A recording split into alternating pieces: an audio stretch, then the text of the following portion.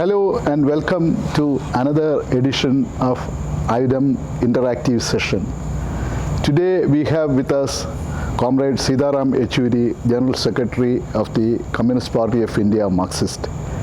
Comrade Yechury is in Kerala in connection with the ongoing state conference of the CPIM, and we are delighted to have you with us, sir, today. Thank you. Thank you very much. So let us have these discussions. I know that you are very busy, so we will finish it as early as possible. Sure. So we will focus on three issues. One, mainly the global situation, the national situation, and some of the specific issues connected with the state of Kerala. Okay. So in the global situation, if you look at the current scenario, especially in the background of the Ukrainian crisis, we are seeing a very complex kind of a situation and a very, very dangerous situation. And unfortunately, India is nowhere in this picture. So how do you evaluate this situation? Because maybe this is the first time that in such an important global development, the voice of India is not being heard or India is not being visible in the global arena. Well, this has been happening for some time now. Even if you look at the Afghan crisis, I mean, with the withdrawal of the US NATO troops from Afghanistan, and India was the biggest, and is still on record the biggest donor for economic development in Afghanistan for the last 20 years. Yes. But then it had virtually no role to play in that whole thing. Yeah. So this has been a trend that we are seeing, but like you mentioned about Ukraine today. Yeah. You see, we should understand the genesis of this Ukraine problem. I mean, first of all, there's no question of this sort of a invasion of Ukraine by Russia. That has to stop. That has to cease immediately. And this sort of a warlike situation is not the answer to whatever be the provocations or whatever be the threat perceptions. But then what is it that explains also why India is in a position what it is. Just look at it. The problem between Russia and Ukraine is actually a problem between Russia and the US and NATO. Yes. Ukraine is the theater where the war is being waged. Unfortunately, Ukraine is the theater. And now this goes back to the global developments since the disintegration of the USSR. Yes. And the assurance given to Gorbachev then by the USA, saying that you allow the Berlin Wall to fall, unify Germany, NATO will come into what is Germany, and it will stop there. It will not proceed eastward any further. So it will be of no security threat for Russia. So, but then subsequently what happens? Slowly NATO continued its eastward expansion, except now technically for Ukraine and Georgia.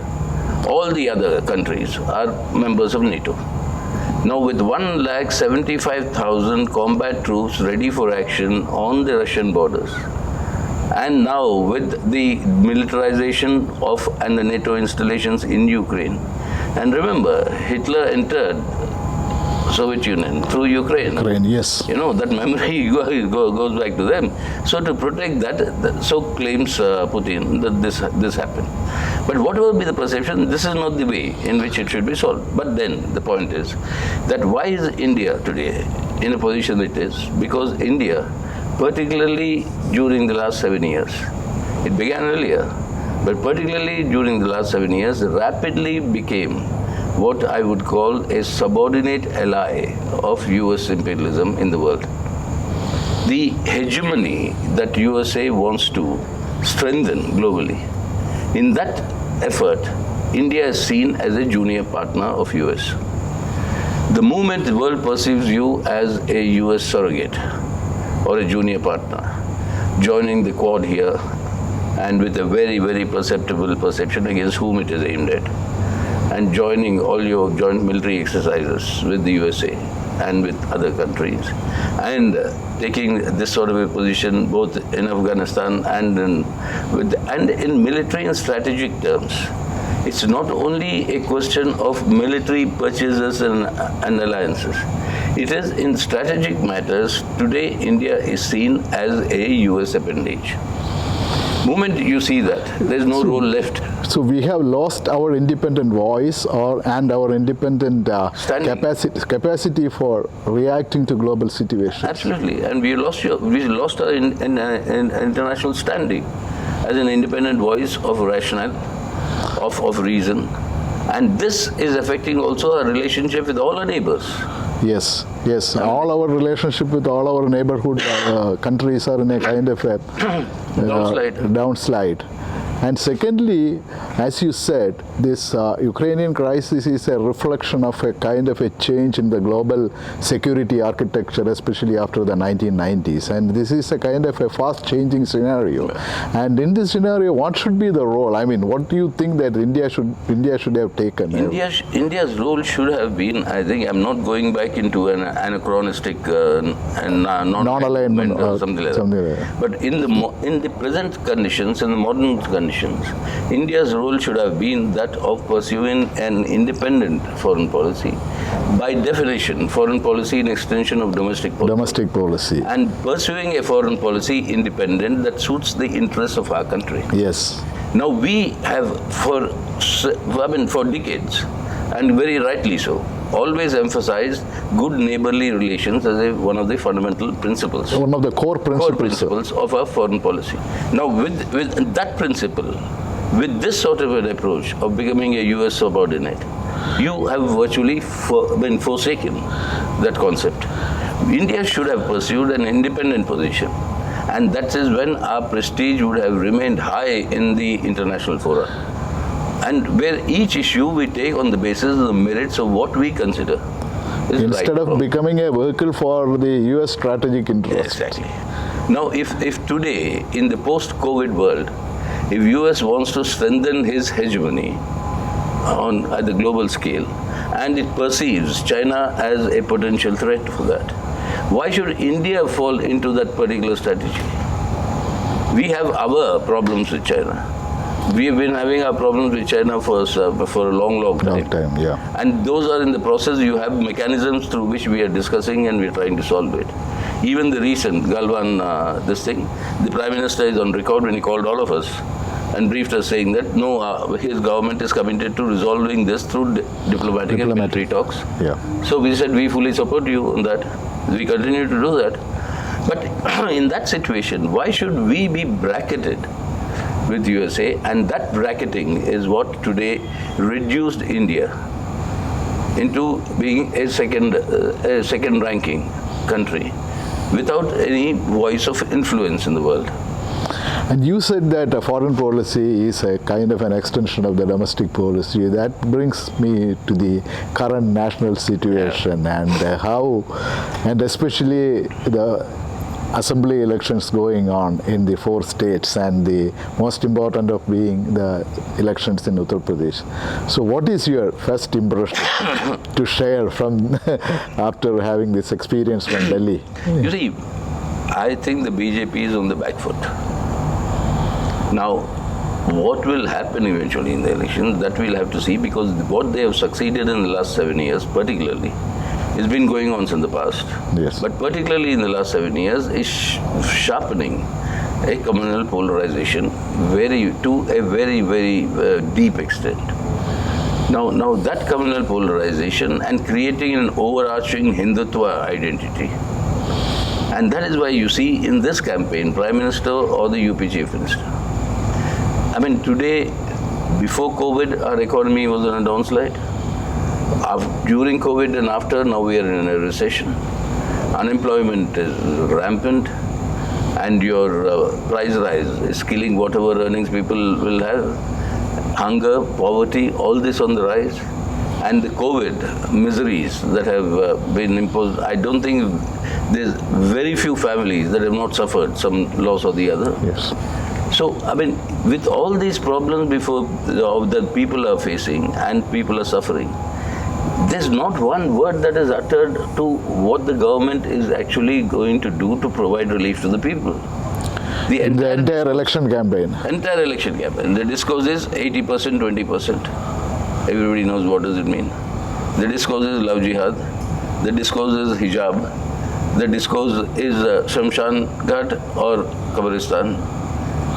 And you know, the whole thing is trying to polarize between Hindus and Muslims.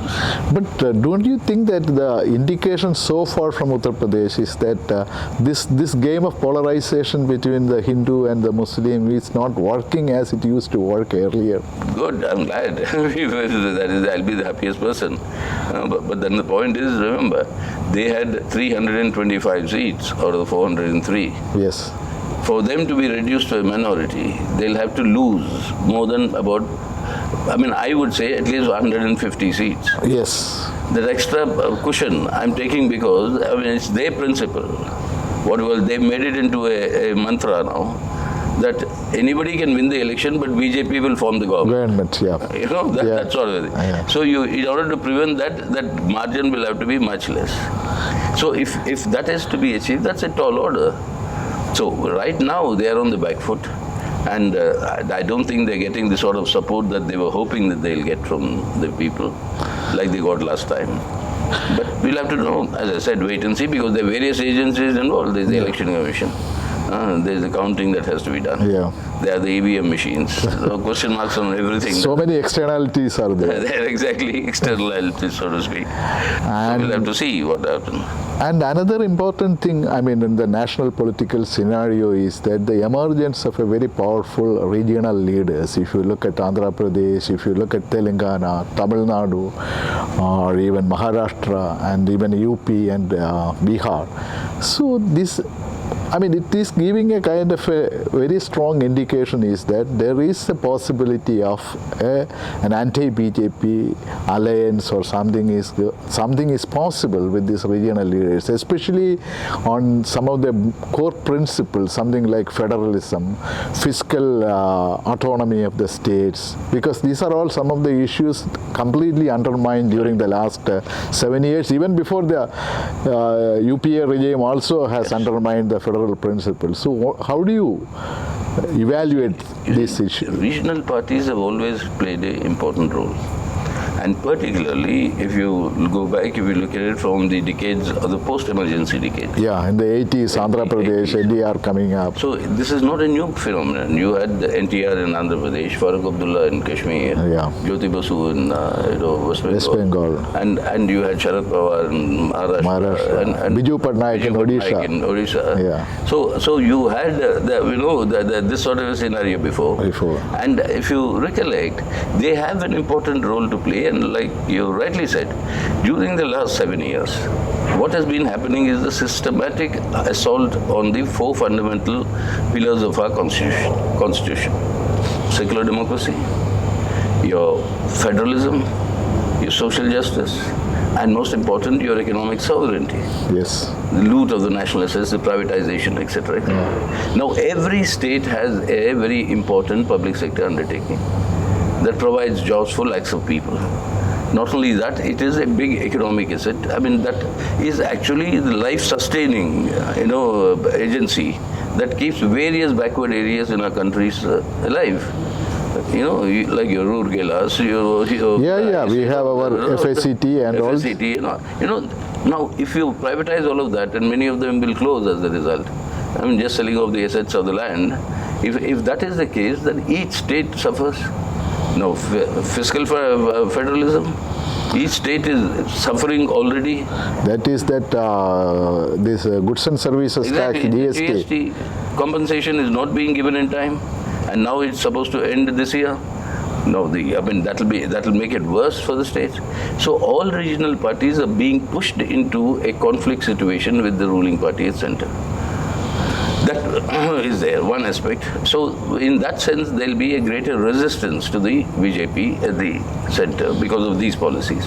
The second thing that we must take into account is, in order to answer your question fully, that in India, given the diversity and plurality, which is very rich, and I'm talking about it positively, given that diversity and plurality, if you recollect, never has any front that formed an alternate government form itself before the election. Yeah. Never. Indira Gandhi, we defeated, we were students then, before that. We defeated Indira Gandhi, but the Janata Party that formed the government, party itself was formed after the elections. down the line, you'll find even with VP Singh, when he became the Prime Minister, Yeah. the National Front, Left Front, Yeah. that became the NFLF coalition that supported VP Singh post-election. Then you come to the line, Devagowda. Yes. The United Front was formed post-election. 98, Vajpayee. Yeah. The NDA was formed post-election. Post-election. 2004, Manmohan Singh. The UPA was formed post-election. So this time also it will be the same thing. But the regional parties will have an important role to play because in each state, the maximization of the anti-BJP vote, It's the pooling of the strengths. that they are the catalyst. Like the DMK is the catalyst in Tamil Nadu. I mean, those who will play that role as a catalyst, one example I'm giving you, the regional parties will play the catalyst at the state level. And post-elections, depending on the numbers and the thing that you come across, that is when the new front will emerge. You said that there were some mistakes when they were in the government in West Bengal as well as in Tripura. And there is a feeling that even in Kerala, where the party is having the government and party has successfully came back to power, the government seems to be committing some of the mistakes which it should not have, which a CPM-led government should not have committed. Yes, I understand, because we are going through the party state conference. The refrain is, we must learn from Bengal and Kerala. Bengal, you came back 7 times in a row. Yes. Here Yeah. you happened the second Only time, which second. is also unprecedented. in Unprecedented, Kerala. But you've come back here. So there is a very, very conscious vigilance on not to be very, very careful.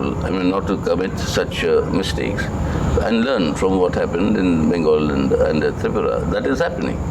So, but on many of these issues and new initiatives, and the government means you'll have to take at various times directions, policy matters, decisions. Now, those will have to be properly evaluated and proper application of mind will have to be done. And that, I think, was, in fact, the running thread of essence, the essence in the party conference deliberations.